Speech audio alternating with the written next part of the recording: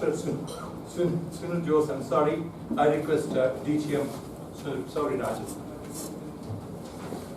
Good afternoon, Toastmasters today, fellow Toastmasters and guests, including Toastmaster Sunil Jose. Good afternoon. Good afternoon. Toastmaster Sunil is going to test his skills at inspiring an audience today. There is an advanced manual by the name Specialty Speeches. Project number 2 in that manual is titled Uplift the Spirit. Not lift up the spirit, uplift the spirit. The objectives given in the manual for this project are: identify and understand the basic differences and similarities between inspirational speeches and other kinds of speeches. Learn how to evaluate audience feeling and establish emotional rapport. Develop a speech style and delivery that effectively express inspirational content by making audience adopt your values. Timer, please note, time allotted is 8 to 10 minutes. Good luck to the speaker and inspiration to all of us. Thank you very much, DGM.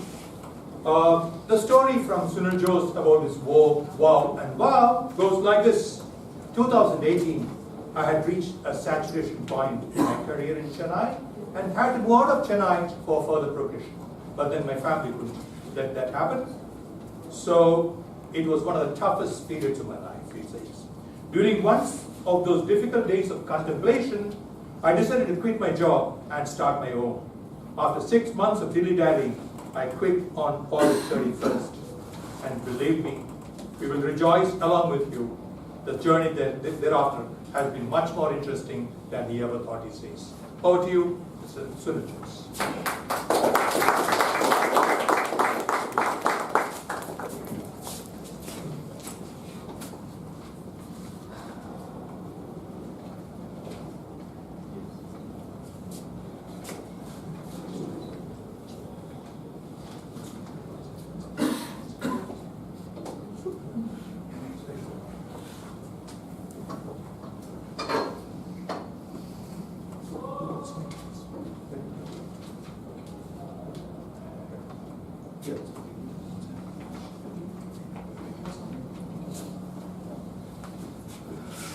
Good afternoon, fellow Toastmasters and guests. Good afternoon. Have you heard about the place Chandamangalam? Anyone of you? Chandamangalam? No chance. Have you heard about it? Okay, thank you. One soul. Chandamangalam is a small village in Ernakulam district of Kerala. It's a place very well known for the handloom weaving industry. One of the 4 recognized handloom weaving centers. Facility centers in Kerala. This was even famous before independence because that time the Chandamangalam was about the place of Palayam Palace, the palace of the Prime Ministers of Kingdom of Kochi. And these weavers were allowed to weave only for the royal family. So that was the fame and goodwill, reputation that with them. Today it's very, very famous. It has grown beyond its capacity. Now the clothes, the handloom clothes are recognized as geographical indications by the central government. The Kasavu saris and dhotis are very well known, not only in the state, out of the state. Onam season is the most important time for the weavers because 80% of their revenue comes from Onam sales. So last year, 2018, was also a similar situation for the weavers. They were all set to pack their stocks and send it to different centers. They were all excited, and suddenly what happened? August 15 floods.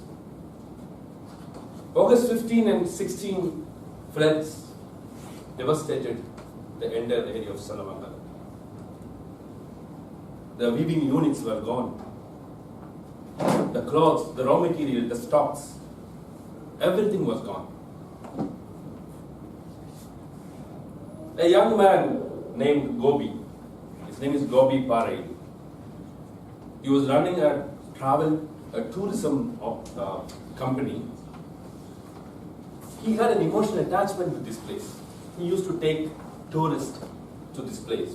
Whenever foreign tourists come, he used to take to the viewing centers. He was very much involved in the rescue operations in this place. But after the flood abated, he visited the place and he couldn't control himself. What he could see was this. The looms, the weaving units were all in this shape. The clothes were unused. The stock, this is the stock which they are readying for Onam celebrations to send across, was completely unusable. And this was their supporting machinery. The loss was estimated to be around 52 lakhs. Out of which 20 lakhs was the stock, unsold stock. The problem with this stock was, you can't reuse it. Because even if you dry clean, even if you chlorinate, you cannot reuse saris and soiled clothes, right? So the people from the area, because they were very familiar with this Gobi, they said, so we can't think about anything else. We are going to burn this. We are going to burn 21 lakh worth of clothes. It pained him. He said, wait, give me 24 hours. He didn't know what to do. He came back, but he really didn't know what to do. At that time, he called another young woman. Her name is Lakshmi Menon. Lakshmi Menon is a specialist in upcycling waste material. She calls herself archaeologist. Acre means waste material in Malayalam. She calls herself archaeologist.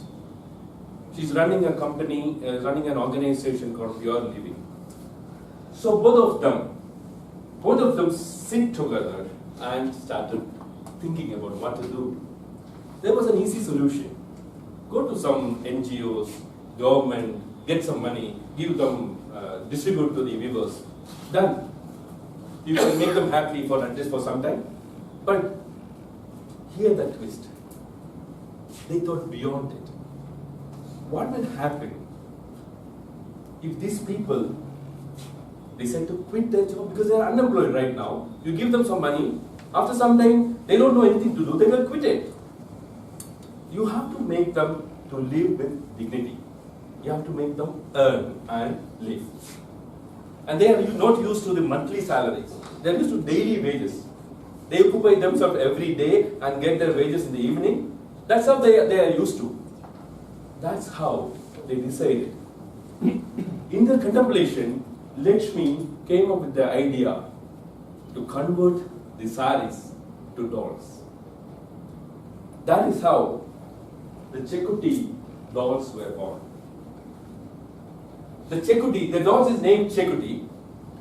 Chekuti means doll coming from Chandamangalam. Che is the first word in Chandamangalam. This doll became a rage. Some of them would have been aware of this. What they did, they trained the weavers to clean, to chlorinate the saris, the soiled saris, in fresh water and in chlorine, and then make it into dolls. A 6 feet sari was converted to 360 dolls. Each doll was sold for 25 rupees. So one sari is actually worth 1,250, now costs 9,000. 21 lakh of soiled cloth was being converted to dolls all over the world. All over the world, I said, because a lot of people volunteered. They chipped in. They said, we will take it, we will do it. They had websites, they had social media pages, and some people said, we'll take it out of India, we will do it there and send it. The dolls are made by volunteers now, not by weavers. What Lakshmi and Gobi did, they decided that weavers should be left to do their own job, which they know. They should be allowed to continue the weaving. We will do the doll making. and we will supply them, we replenish them with the fund which they actually lost.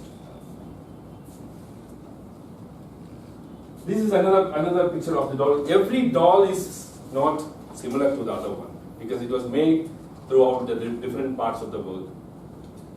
It was made through the help of a lot of volunteers which we are pitched in.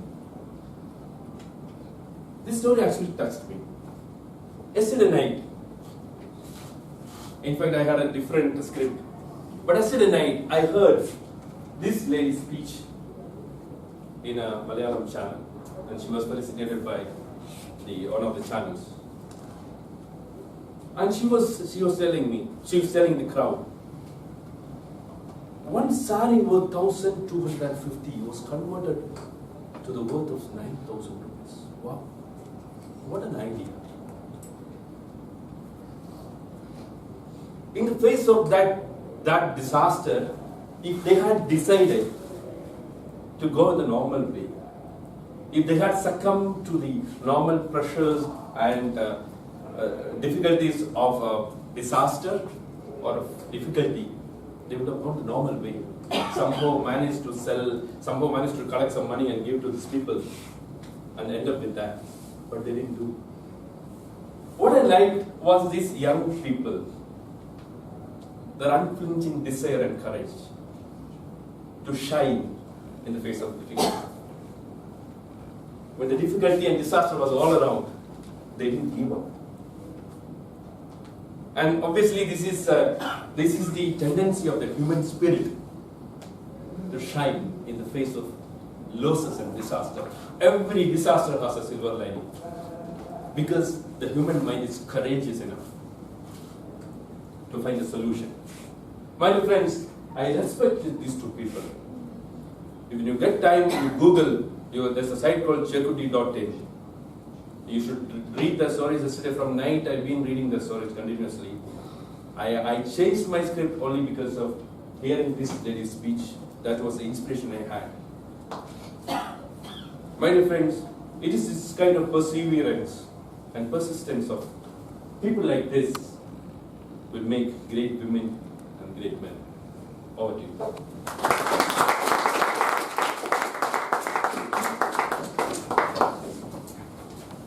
Thank you very much.